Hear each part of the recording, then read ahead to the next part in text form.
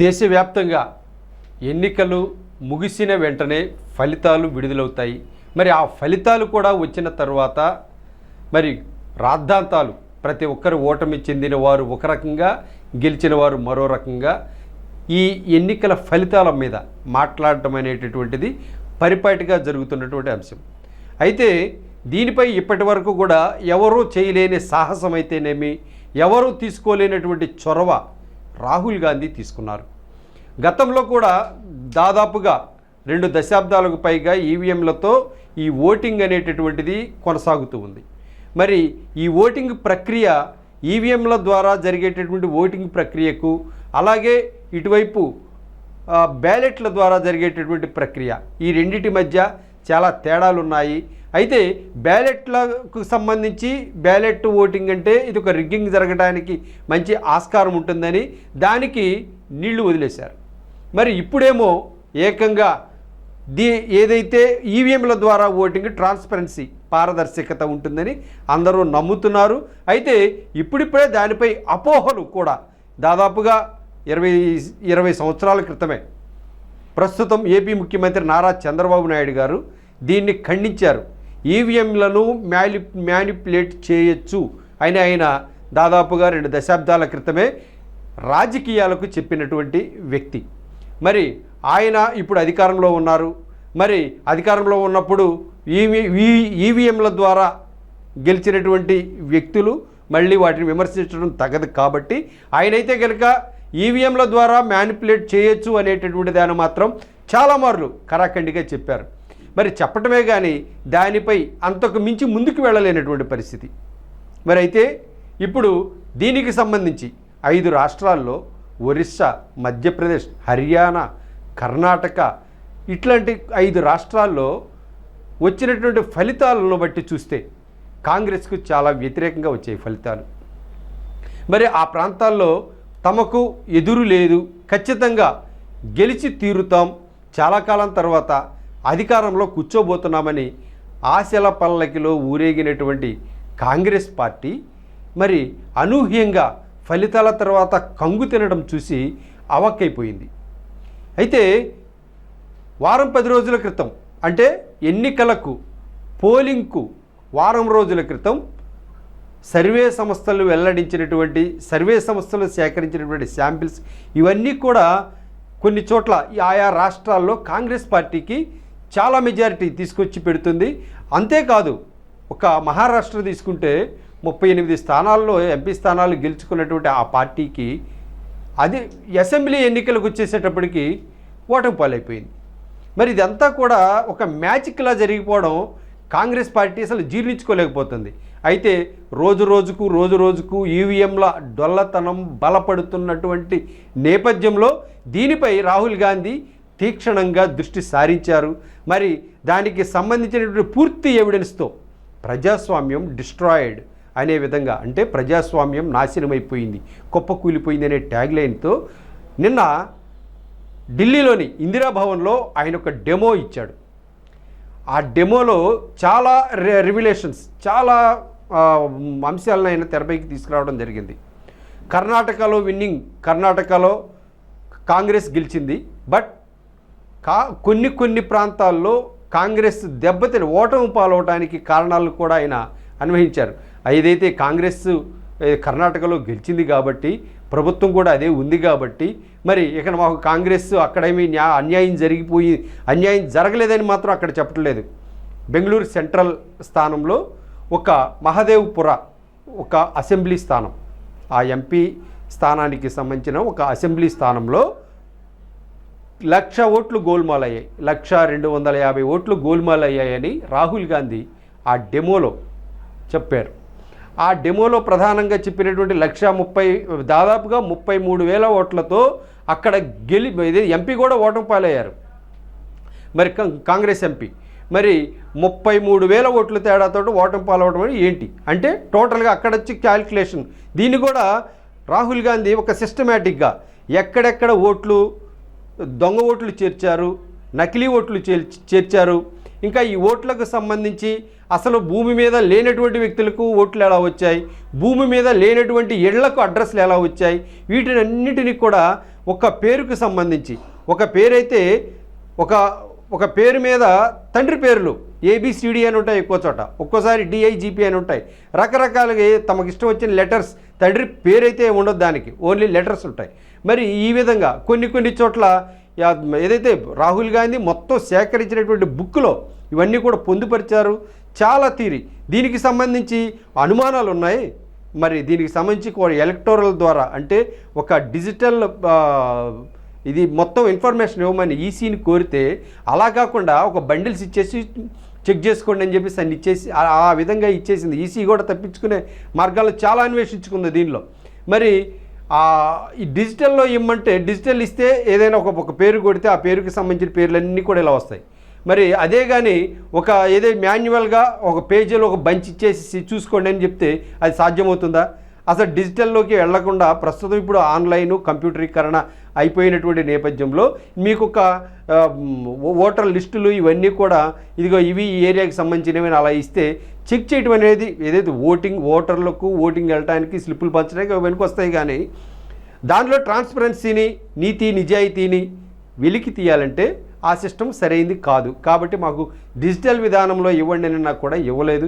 అయినా కూడా రాహుల్ గాంధీ చాలా కసరత్తు చేశారు. 5 రాష్ట్రాల్లో బొక్కబొరలా కాంగ్రెస్ పట్టం ఏంటి, ఏదైతే అనూహ్యమైన ఫలితాలు పరిణామాలు మనం చూడబోతున్నామని ఎదురు చూస్తున్నటువంటి కాంగ్రెస్కు అర్ధంతరంగా ఎన్నికలు ముగిసిన తర్వాత కళ్ళు బయర్లు గమ్మే ఫలితాలు రావడం. మరి ఇవన్నీ కూడా చూసేటప్పటికీ ఒక్కసారిగా ఫలితాల్లో ఏదో జరిగింది అనేటటువంటిది. వైఎస్ జగన్మోహన్ రెడ్డి కూడా ఓటమి పాలైనప్పుడు తనకున్నటువంటి చరిష్మా అయితేనేమి, తనకు వచ్చినటువంటి మీటింగులకి జనాలు అయితేనేమి, తను చేసినటువంటి యాక్టివిటీస్ అయితేనేమి, ప్రతి ఇంటిలో లబ్ధిదారులు ఉన్నారు కదా, తను ఓటమి పాలవటానికి కారణాలైతే తనకి కనపడలేదు. అయినా కూడా ఓటమి చెందటానికి కారణాలు ఉన్నా కూడా మరి ఆయనైతే అలా అని ఏదో జరిగింది అనే మాట ఆయన కూడా అనటం జరిగింది. కానీ ఆయనైతే కనుక ఈవీఎంలో ఫ్రాడ్ అనేటటువంటిది ఎక్కడ కూడా చెప్పలేదు. మరి ప్రస్తుతం చూస్తే ఏపీలో కూడా 12.24% ఓట్లు అనూహ్యంగా 6 గంటల తర్వాత పెరిగిపోవడం అనేటటువంటిది పెద్ద అనుమానాలకు తావిస్తుంది. ఉదయం నుంచి జరగనిది గంటన్నర వ్యవధిలో ఇన్ని ఓట్లు ఒకేసారిగా పెరగడం ఏంటి? ఇదే పరిస్థితి ఒరిస్సా.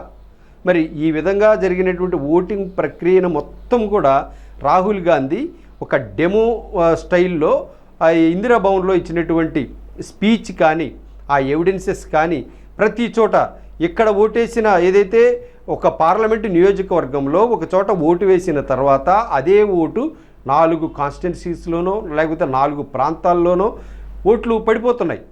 మరి వాటికి అన్నిటికీ సంబంధించినటువంటి ఆధారాలు, ఆ పేర్లు, వాళ్ళ సర్నేమ్స్ మొత్తం వస్తున్నాయి. కొన్ని చోట్ల వందలాది ఓట్లు ఒకే చోట ఉండటం, మరి అక్కడికి వెళ్ళి ఆ ఎంక్వైరీ చేసి ఒక టీంని ఏర్పాటు చేసుకొని అక్కడికి వెళ్తే అది ఒక ఫుట్పాత్ లాగా కనిపించడం, అక్కడ ఇళ్ళు ఉండవు, ఏమీ ఉండవు. మరి కొన్ని చోట్ల చూస్తే ఒకే ఇంట్లో 16 ఓట్లు, మరి ఆ ఇంట్లో అసలు ఓటర్లే ఉండరు. ఈ విధంగా అసంబద్ధంగా, అసమానంగా, అన్యాయంగా కంటికి కడుతున్నటువంటి ఈ యొక్క అంశాలన్నింటినీ కూడా పూసగుచ్చినట్టు రాహుల్ గాంధీ వెల్లడించినటువంటి వైనం చూస్తే దేశవ్యాప్తంగా ఈ విషయం పెద్ద చర్చనీయాంశమైంది. అయినా కూడా రాహుల్ గాంధీ ఈ విషయం తేటతెల్లం చేయకముందే దేశం మొత్తం దీని గురించి ఆలోచిస్తోంది. ఏంటి అసలు ఏం జరుగుతోంది, కేంద్రంలో బీజేపీ ఈ విధంగా చేస్తుందా అనేటటువంటి అనుమానాల్లోకి ప్రజాస్వామ్యం మొత్తం కూడా జారుకుంటున్న పరిస్థితి అయితే మనకు కనిపిస్తోంది. ప్రజాస్వామ్యంలో ఓటింగ్ అనేటటువంటిది ఒక ప్రజాస్వామ్యానికి వెన్నెముక. మరి ఇదే లేకపోతే ప్రజాస్వామ్యంలో ఏదైతే ప్రత్యక్షంగా ప్రజలు ఎన్నుకునే హక్కు ప్రజలకు ఉంది, ప్రజల ఓటు మీద ప్రజలకు నమ్మకం సన్నగిల్లేటటువంటి ఈ యొక్క క్రతువులు, ఈ పరిణామాలన్నింటినీ చూస్తే రేపటి రోజున మళ్ళీ ఓటు వేసేందుకు ఎవరైనా కూడా ముందుకు వస్తారా? ఓటు వేసేందుకు పౌరుడు ముందుకు రాని పక్షంలో ఆ ప్రజాస్వామ్యం పరిఢవిల్లుతుందా? మరి ఇవన్నీ కూడా బేరీజు వేసుకుంటే ప్రజాస్వామ్యం నిజంగా ఇదే జరిగిందని ఇంకా నిర్ధారణకు వస్తే కనుక నిజంగా ప్రజాస్వామ్యం అంటే డెమోక్రసీ, డెస్ట్రాయ్ అయింది అని రాహుల్ గాంధీ మాటల్లో ఇది చెప్పుకోవాల్సి వస్తుంది. మరి ఇదంతా ఒక ఎత్తు అయితే రాహుల్ గాంధీ పెద్ద ఎత్తున దాదాపుగా నెల పర్యంతరం దీనిపై ఒక సర్వే చేశారు, దీనిపై ఒక రీసెర్చ్ చేశారు, దీనిపై ఏదైతే బోగస్ ఓట్లు, నకిలీ ఓట్లు, లేని ఓట్లు వీటినన్నిటికీ సంబంధించి ఒక బుక్కులే ప్రచురించారు. ఆ బుక్కులన్నీ కూడా నకిలీ ఓట్లకు సంబంధించి, ఇవన్నీ నిజాలైనటువంటి ఓట్లు అని చెప్పేసి ఇటువైపు చెప్తుంటే ఏకంగా ఇవి నిజమైన ఓట్లు కాదు అని చెప్పి పెద్ద పెద్ద బంచెస్తో కూడినటువంటి బుక్స్ రాహుల్ గాంధీ ప్రచురించేశారు. ప్రచురించిన నేపథ్యంలో ఇప్పుడు ఆయన తెరపైకి తెచ్చినటువంటి ఈ అంశానికి సంబంధించి ఎన్నికల కమిషన్ క్లారిటీ ఇవ్వాలి. క్లారిటీ ఇవ్వకపోగా ఇప్పుడు కొత్తగా రాహుల్ గాంధీని మళ్ళీ ప్రశ్నించే దారికి వచ్చేసింది. ఏమని? రాహుల్ గాంధీని ఇప్పుడు సరే ఇలా ఇష్టం వచ్చినట్టు మాట్లాడటం కుదరదు, మరి మీరు మాట్లాడినవన్నీ నిజమే అని ఒక ప్రమాణపత్రం మీద సంతకం చేసి మీరు ఇలా చేయాలి అని చెప్పేసి మళ్ళీ రాహుల్ గాంధీ మీద ఎదురుదాడికి దిగింది. ఇప్పుడు ఇంత జరిగింది, ఇవన్నీ కూడా నిజమా అబద్ధమా మీరు తేల్చాలి, ప్రజలకు చెప్పాల్సింది మీరు, ఎన్నికల కమిషన్ సమాధానం చెప్పాలని ఇప్పుడు కోరుకుంటుంది. ప్రజలకు సమాధానం చెప్పాల్సిన చోట రాహుల్ గాంధీ అనేటటువంటి దేశ ప్రతిపక్ష నేత ఆయన క్వశ్చన్ చేశారు. రాహుల్ గాంధీ మీ మీద నింద వేసినప్పుడు ఆయన ప్రశ్నకు ప్రజల పక్షాన ఆయన మాట్లాడినట్టు భావించాలి. మరి ఆ ప్రజలందరూ కూడా ఎన్నికల కమిషన్ సమాధానం ఏంటి అని ఎదురు చూస్తున్నటువంటి పరిస్థితుల్లో మళ్ళీ తిరిగి రాహుల్ గాంధీ 23 ఫామ్ మీద అనే ఒక ప్రమాణ పత్రం మీద సంతకం చేసి ఈ విషయాలు చెప్పాలి, మరి దానికి రెడీనా అని మళ్ళీ రాహుల్ గాంధీపై ఎదురుదాడో లేకపోతే రాహుల్ గాంధీని మళ్ళీ పోస్ట్ మార్టం చేసేటటువంటి కార్యక్రమం ప్రజాస్వామ్యం హర్షిస్తుందా? ఎన్నికల కమిషన్ మొదటి నుంచి కూడా ఈ విషయంలో దొడ్డిదారిన వ్యవహరిస్తోంది. ఎన్నికల కమిషన్ ప్రతి క్షణం, ప్రతి గంట, ప్రతి నిమిషం ఈ విషయంలో జరిగిన ఎన్నికలకు సంబంధించి ఏమాత్రం కూడా అవకాశం ఇవ్వకుండా, ఆ ఆధారాలు లేకుండా చేయడంలో చాలా ముందుకు వెళ్ళింది అనేటటువంటిది ఇక్కడ క్లియర్గా అర్థమవుతుంది. మరి గతంలో ఇప్పుడు చూస్తే ఏకంగా 45 రోజుల పాటు ఎన్నికలు ముగిసిన తర్వాత ఆ ఈవీఎంలు కానీ వీవీప్యాట్స్కి సంబంధించిన ఆధారాలన్నింటినీ కూడా నిక్షిప్తపరచాలి. 45 రోజులు కాదు కదా, కనీసం 10-15 రోజుల్లోనే ఆ ఆధారాలన్నింటినీ కూడా కాల్చి పారేశారు. మరి దీన్ని ఏమనాలి? మరి అంతేకాదు, మరి ఓటమి పాలైపోయిన తర్వాతో లేదంటే గెలిచిన తర్వాత అయినా కూడా దానికి సంబంధించి ఒక ఫామ్ అనేది ఒక అప్లోడ్ చేయాలి ఎన్నికల కమిషన్. అది 1 నుంచి 24 గంటల నుంచి 3 రోజులు అంటే 72 గంటల వ్యవధిలో ఒక ఫామ్ అప్లోడ్ చేయాలి ఎన్నికల కమిషన్ వెబ్సైట్లో. ఆ ఫామ్ అప్లోడ్ చేయలేదు, అసలు ఎవరికి కనిపించలేదు. మరి దానిపై రివ్యూలు వేయాలన్నా కూడా, మరి దానిపై ఒక ఎన్నికల కమిషన్ క్వశ్చన్ చేయాలన్నా కూడా, మరి ఎన్ని ఓట్లు వచ్చాయి, ఎక్కడెందుకు తగ్గాయి ఏంటని చాలా ప్రశ్నలు ఉంటాయి. కాబట్టి మరి వాటన్నిటిపై కూడా ఓటమి పాలైన వారందరికీ కూడా కొన్ని అనుమానాలు ఉంటాయి. ఆ అనుమానాలన్నీ తీర్చాల్సిన బాధ్యత కూడా ఎన్నికల కమిషన్ది.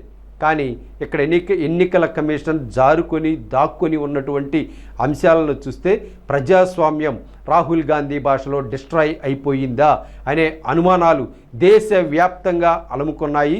ప్రస్తుతం అధికారంలో ఉన్నటువంటి ప్రభుత్వాలపై కూడా రాహుల్ గాంధీ వ్యాఖ్యల రూపంలో నీలి నీడలు కమ్ముకున్నటువంటి ప్రమాదం కళ్ళకు కడుతోంది. మరి దీనికి సంబంధించి ఇప్పుడు ఎలక్షన్ కమిషన్ అయితే కనుక ఏకంగా ప్రమాణపత్రాల మీద రాహుల్ గాంధీని ప్రశ్నించే బదులు మరి రాహుల్ గాంధీ ప్రశ్నించినటువంటి వాటికి ప్రజలకు సమాధానం చెప్పాల్సిందే, చెప్పి తీరాల్సిందే.